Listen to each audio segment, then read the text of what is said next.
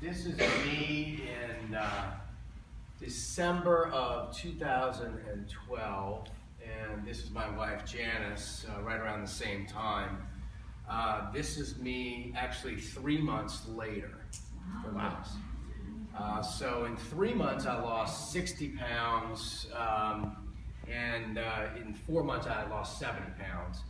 And I went from a 46-inch waist, if you could see the bottom there, I was 4 feet around my waist, to this is a 31-inch waist. So I lost 15 inches actually it was 14 inches in 3 months and 15 inches in 4 months. And then Janice went from a size 12, 14 here to a size 02 here. Wow. And she's a little Filipino girl, so I mean 02 is healthy for her. Yeah. But so I'm from New Orleans, but lost 70 pounds in 4 months. I'm from New Orleans. Grew up in the restaurant industry. My father owned about 5 bars and restaurants in the French Quarter. My mother was actually an executive secretary for a lady named Ruth Fertel. If you've ever heard of Ruth's Chris Steakhouse, she is the founder. She's the Ruth and Ruth's Chris. So my mom started off as a secretary for her back in the early 80s, and she ended up growing. There was only 2 locations at the time. Now there's 120 or 130 internationally. So my mom became head of franchise, and then Miss Ruth, she rewards loyalty, so she ended up gifting my mom her own franchise area. So now my mother owns 3 Ruth's Chris Steakhouses on the East Coast and our own Creole restaurant concept. So I grew up, my first job in the restaurant business was when I was 13. I grew up in that industry. It was kind of like, being from New Orleans, it's always about hospitality and that kind of thing there. I grew up in it, so it was kind of predetermined that was what I was going to do. At about 18, 19 years old, I decided I really wanted to make a difference for people. And so I thought to myself, what could I do no matter what I make or don't make that is just a worthwhile, the most amazing thing you can do, rewarding thing. And I decided I want to be a pediatric oncologist. So I was living in New Orleans at the time. My mom opened her first Ruth's Chris in Philly.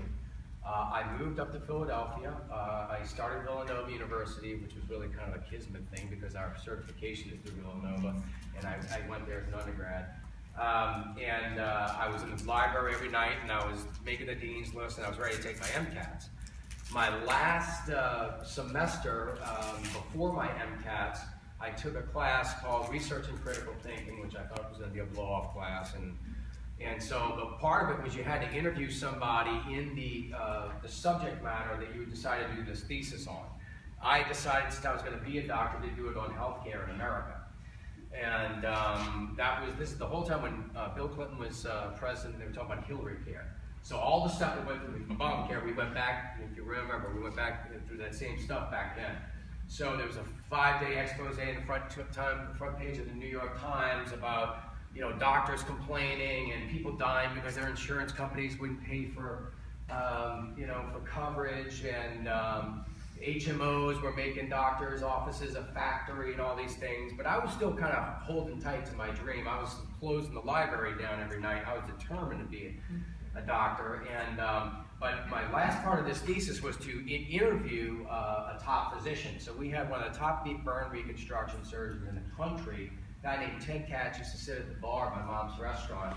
And so I sat down with Ted, I'm like, this guy's at the top of his game. I know he's going to tell me what it's great to be a doctor. At the end of that interview, I was so disillusioned with the medical profession. He basically told me that if he had to do it all over again, he would not do it. So at the time, I was making about 6 figures. This is when I was 22 years old, working as the maitre d' at my mother's Ruth's Chris. So I made the decision at that point, I'm not going to go through medical school and do all this just to not be happy with what I'm doing. I'll stick with what I know. So I continued in the restaurant business for many years. I opened Donovan Steak and Chop House, if you guys know about that, up in UTC, their first location. I was the maitre d', I was the director of sales and marketing. Again, I was making a lot of money, but I was not happy. And so we started our own business. It did very well as an event planning company until the bottom fell out of the industry, of the economy, and I got depressed. I started eating more and more, got like this. My wife found out about Take Shape for Life. we got on the program. I didn't think that, I don't believe in programs. I didn't think it would work. And when 2 weeks later I lost 20 pounds, I was locked and loaded. And Janice kept losing, and so we lost this weight. People started coming up to us and said, what did you do? We were sending everybody to our health coach. And finally he's like, why don't you become a health coach? And I'm like, no, I don't do that. I do this. I'm in the restaurant business. I went to a national convention, saw what it was all about, started health coaching, and totally decided to change what I do. It was the best decision I've made in my whole life. This is the most rewarding thing. To me, it seemed too good to be true. One of those, well, what's a catch? You know what I mean? It is too good to be true, except it's true. And so we get text messages. When I worked in the restaurant industry, people would say, hey, dinner was great, we had a great time. I mean, that's a fun business to be in. When my messages from my clients now are, Scott, you saved my life. Scott, I went to my doctor and he's taken me off of my medications. Scott, guy who was 50 pounds overweight, just a couple months ago, who I went to play baseball with in Dixie Youth when I was 12 years old, sending me a text message saying, Scott, I just completed a 5K and I came in first in my age class. There is nothing like this.